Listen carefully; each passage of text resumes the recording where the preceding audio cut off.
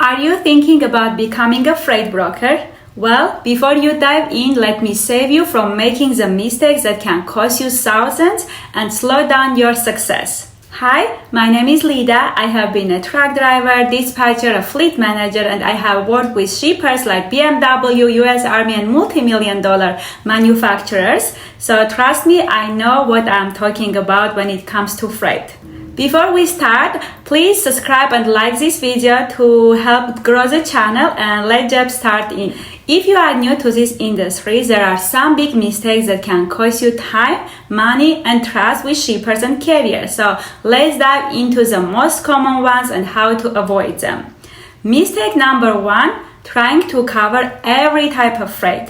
When it comes to working with shippers, don't say you handle every type of freight. That is a rookie mistake. Instead, you need to focus on one niche first, whether it is flatbed, reefer, dry-van, expedited, drayage, and then you can expand. Solution is pick a niche you understand and specialize in it. This makes it easier to build strong relationship with shippers and of course carriers and position you as an expert in that lane. Pro tip, I will also be dropping another video on how to find the right niche for you, so if you are unsure about your niche, watch that video as soon as this one is over.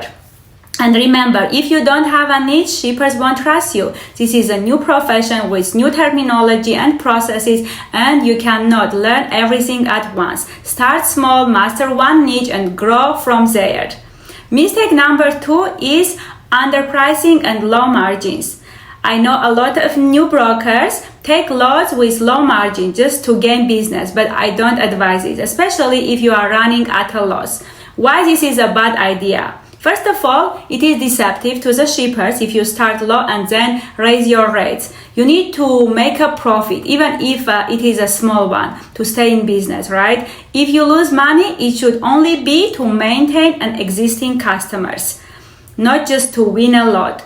Solution, know your numbers. A good rule of thumb is aiming for at least 15 to 20% margin per load to cover expenses and make a profit. If you take 5% margins, that's fine too, but never work at a loss unless it is for a long-term customer.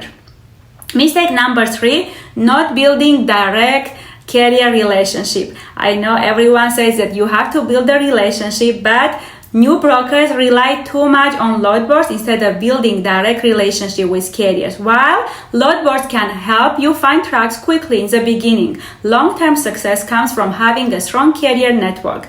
So, solution, when using load boards, save carrier contact information and dispatcher and build a list of trusted partners. Treat carriers well, pay them well if you can. They are your partners, not just a one-time service. Develop consistent lanes with reliable carriers to ensure better service, lower rates, and faster coverage.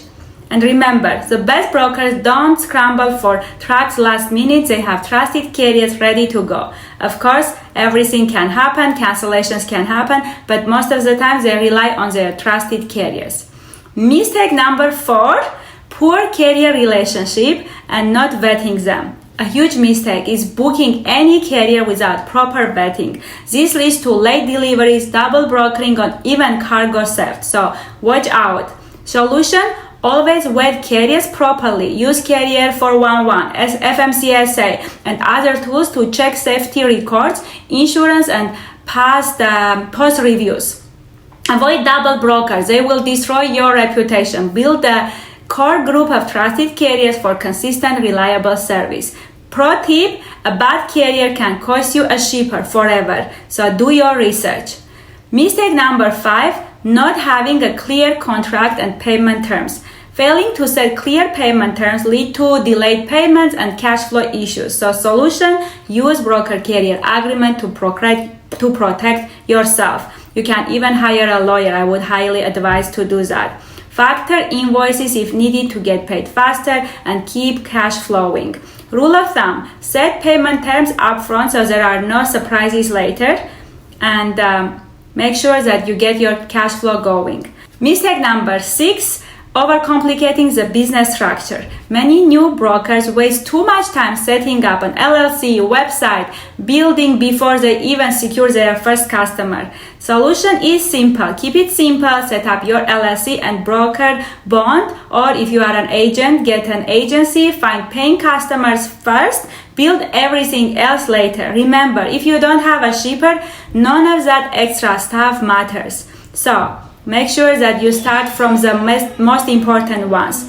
Mistake number 7, giving up too soon. Freight brokering is an overnight success game. Many brokers quit too soon after a few rejections. Solution: be patient. Freight brokering is a relationship business and it takes time to build trust and win contracts. If you stick with it, like for 3 to 6 months, the profits and opportunities are endless. And my final thoughts: have you made any of these mistakes or seen other freight brokers struggle? Drop a comment below and I would love to hear your thoughts. If you stick with it, the profits and opportunities are endless. You just need to be there between 3 to 6 months at least. So, have you made any of these mistakes or seen other freight brokers struggle? Drop a comment below if you have any questions. I would love to hear your thoughts. And if this video helped you, please don't forget to like, subscribe, and click that notification button so you get notified every time I upload videos. And if you need help getting started, check out my Freight Freedom Club, where I mentor new brokers on how to build a successful business. Link in the description. Thank you.